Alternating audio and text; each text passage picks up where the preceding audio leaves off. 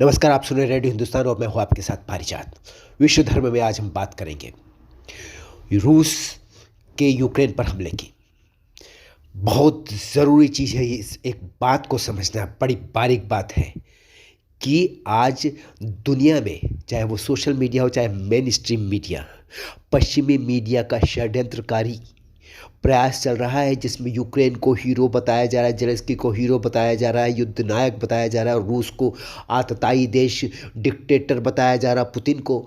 ये जहाँ तक इसकी सच्चाई है, इसकी गहराई में जाने पर आपको पता चलेगा कि इसकी सच्चाई में दम नहीं है, यह सच नहीं है। और सवाल यह है कि जिस यूक्रेन ने कभी भारत का साथ नहीं दिया, आज भारत के कौन लोग हैं जो यूक्रेन का साथ दे रहे हैं और रूस के विरोध में आवाज़ उठा रहे हैं, मार्च कर रहे हैं, ये बताना और ये जानना बहुत ज़रूरी है। याद रखिए, आज से 50 साल पहले 1971, 51 साल पहले वही रूस है जिसने भारत की एक बहुत बड़ी मदद की थी, क्योंकि ये वही अमेरिका है जो भारत पर रूस के साथ भारत जो रूस से हथियार खरीद रहा है उसको लेकर के भारत पर प्रतिबंध लगाने की धमकी दे रहा है। ये वही अमेरिका था जिसने भारत के खिलाफ अपना जंगी बेड़ा भेज दिया था, यूएसएस एंटरप्राइज, जो कि न्यूक्लियर वेपन्स से लैस था।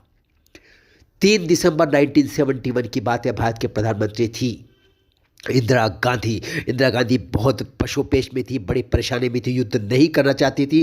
पूर्वी पाकिस्तान और पश्चिमी पाकिस्तान, बांग्लादेश जो है उस समय पूर्वी पाकिस्तान हुआ करता था। पश्चिमी पाकिस्तान यानी असली पाकिस्तान से परेशान होकर के उन्होंने बगावत की हुई थी और बहुत सारे अवैध बांग्लादेशी शरणार्थी भारत में घुसते चले आ रहे थे।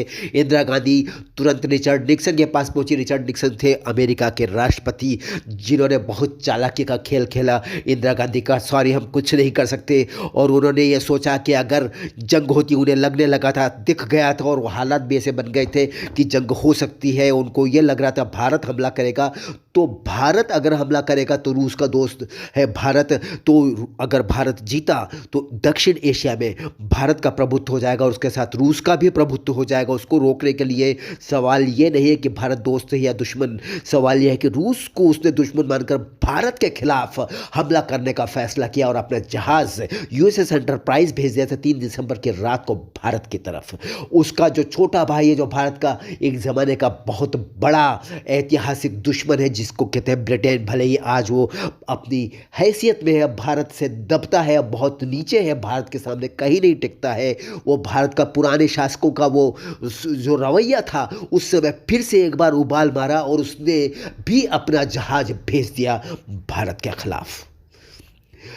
एक तरफ रूस अमेरिका का जहाज़, जंगी जहाज़, दूसरी तरफ ब्रिटेन का जंगी जहाज़, और बीच में खड़ा था भारत का जंगी जहाज़ जो उतारा था इंदिरा गांधी ने। उसका नाम था विक्रांत। विक्रांत था भारत के शहरों और अमेरिकी जहाज़ के बीच का शील्ड। ये थी वो दीवार जिसको पार करने के बाद ही जहाज़ भारतीय शहरों पर हमला कर पाते जो दुश्मन के जहाज़ आ रहे थे। ऐसी स्थिति में हुआ यह कि भारत तो तैयार था, पूरी तरह से उसे पता था हमला हो सकता है। विक्रांत इसी के लिए उतारा गया था। अचानक पता चला रूस को, और उसको पता चलना इसलिए ज़रूरी था क्योंकि इंदिरा गांधी रूस के साथ इंडो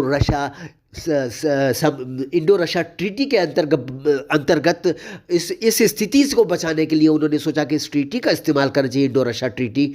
तो उन्होंने रूस के जो व्लादिमीर कार्पोलेव थे उनसे बात की, जो कि वहाँ के उस समय राष्ट्राध्यक्ष थे, और कहा कि ये समय बड़ा विचित्र है, हम युद्ध नहीं करना चाहते लेकिन युद्ध हम पर थोपा जा रहा है। तो रूस के राष्ट्रपति ने कहा आप चिंता नहीं कीजिए, अमेरिका हो या चीन हो या कोई भी देश हो, हम भारत के साथ हमेशा खड़े रहेंगे। और तुरंत उन्होंने एक नहीं दो एक सबमरीन, अपनी न्यूक्लियर सबमरीन भेजी और एक अपना न्यूक्लियर जंगी जहाज भेजा।